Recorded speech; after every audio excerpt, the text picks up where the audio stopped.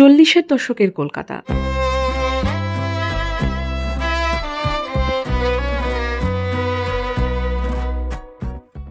বরিশালের মুসলমান পরিবারের মেয়েটি তখন লেডি ব্রেবোর্ন কলেজের ছাত্রী।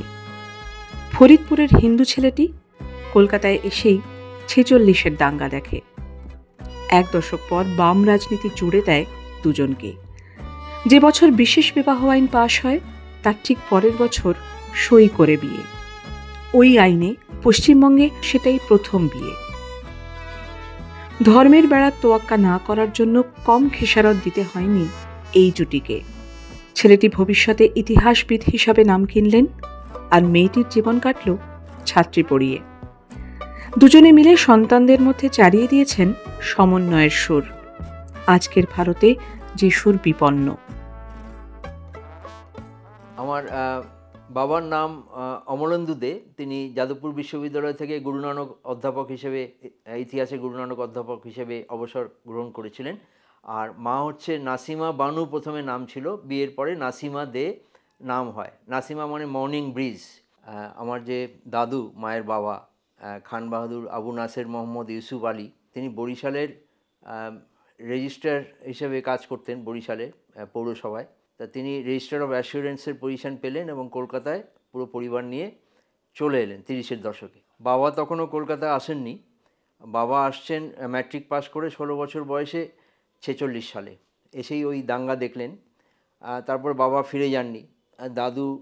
দাদু আর ফিরে যাননি। দাদুর কবরস্থান কলকাতায়, কারণ দাদু দেশভাগ মানেননি, কংগ্রেসওয়ালা ছিলেন।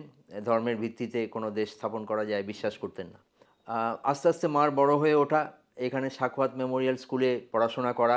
৪০-এর দশকের প্রায় শেষ দিকে লেডি ব্রেবোর্ন কলেজে মা ভর্তি হলেন। বাম রাজনীতিতে আকৃষ্ট হন, কখনো বোরকা টোরকা পরতেন না, স্বাধীন চেতা ছিলেন।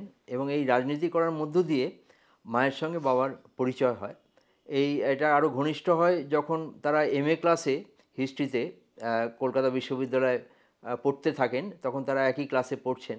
তো মা বলতেন যে আমরা ঠিক ওই রোম্যান্টিক প্রেমের কথা ভেবে কিন্তু পরস্পরের সান্নিধ্যে আসিনি, আমরা সহযোদ্ধা ছিলাম। এরা স্পেশাল ম্যারেজ অ্যাক্ট অনুযায়ী বিয়েটা হয়েছিল ৫৫ সালে। আর ৫৪ সালে স্পেশাল ম্যারেজ অ্যাক্ট হয়, যাতে কোনো রিলিজিয়াস রিচুয়ালস ফলো না করে বিয়ে করা যায়, ধর্মান্তরিত না হয়ে বিয়ে করা যায়, সেভাবে বিয়েটা হয়েছিল।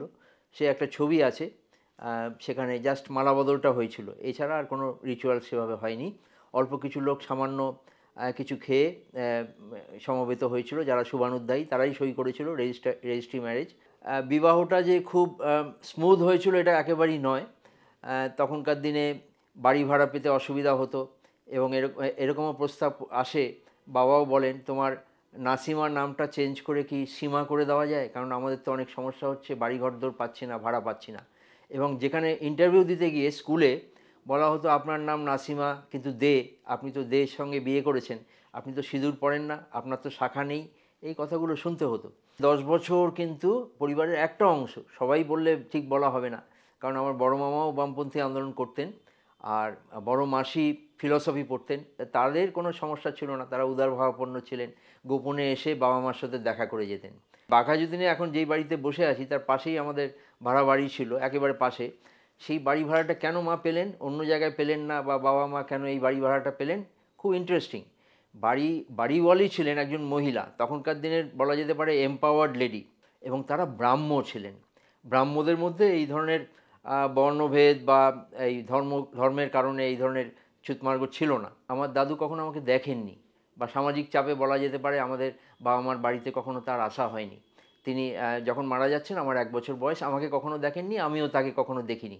কিন্তু তিনি মারা যাওয়ার সময় আমার বাবাকে বলছিলেন, অমল আই ডোন্ট মাইন্ড।